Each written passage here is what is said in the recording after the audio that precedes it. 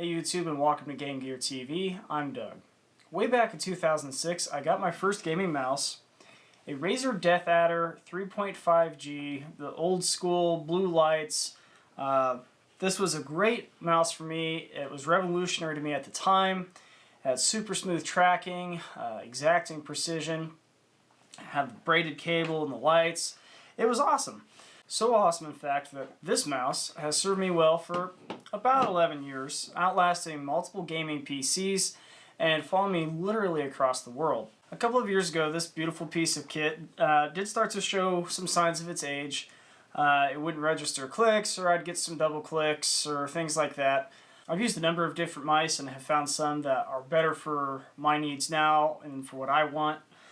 But the DeathAdder has remained a favorite design of mine, so when I picked up the new DeathAdder Elite, it's just like saying hello to an old friend. As much as things change, many things do stay the same, and in the case of the DeathAdder, the general shape and size hasn't really changed significantly in the last decade. The braided cable is still here, so really Razer went with a if it ain't broke, don't fix it approach to the DeathAdder. They've added some touches over the years, like rubber side grips, DPI buttons on the top. They've changed out sensors and the type of lights that they use, but at its core, it's the same experience that it's always been. Looking a little closer, the DeathAdder Elite sports a non-detachable 7-foot long cable. It has an optical sensor with an adjustable DPI up to a ridiculous 16,000, and its weight comes in at 105 grams. The DeathAdder is not quite as comfortable to me as it used to be. It still has a nice feel, but it has been eclipsed in the comfort department by other designs. It feels less of an extension of my hand and more of a device my hand manipulates. I generally have a tighter grip on it to keep my hand in the position I want.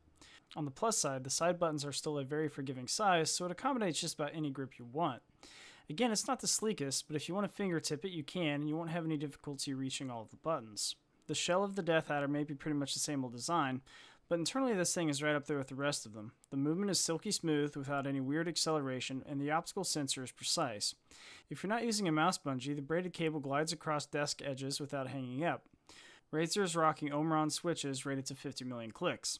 They're smooth, responsive, and they sound good too. The DeathAdder Elite still holds up in gaming. Like I already mentioned, the sensor is spot on and the movement is smooth.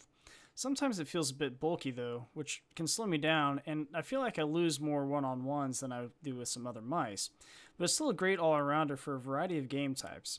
It's not the most agile in FPS or sporting the most buttons for MOBAs, but like a good pair of jeans, it kind of goes with everything. Also keeping up with the times is the software support. Just about every aspect of this mouse can be tweaked in Razer Synapse. You can set up to 5 DPI presets to switch between, but you can also narrow it down to as low as 2. The DPI has a great range, allowing you to enter any number between 100 and 16,000.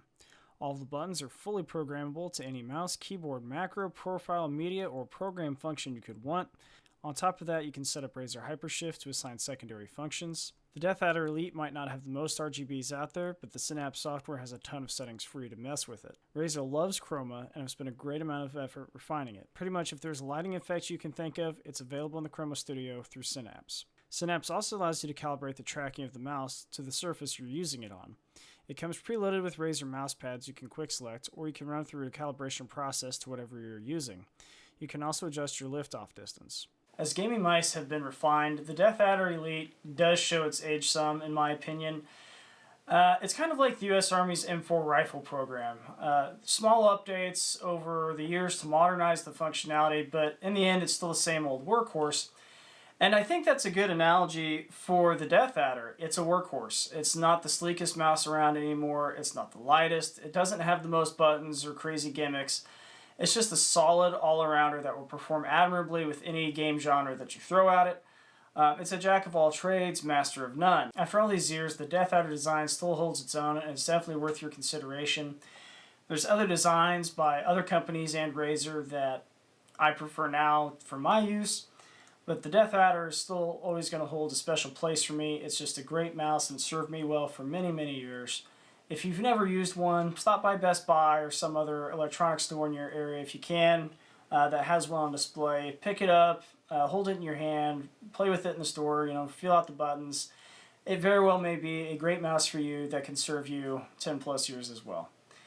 That wraps up this video. If you liked it, be sure to like, comment, and subscribe. I'd love to hear from you in the comments about what you'd like to see reviewed on the channel or discussed, or any other feedback that you may have. As always, thanks for watching, and I'll see you next time.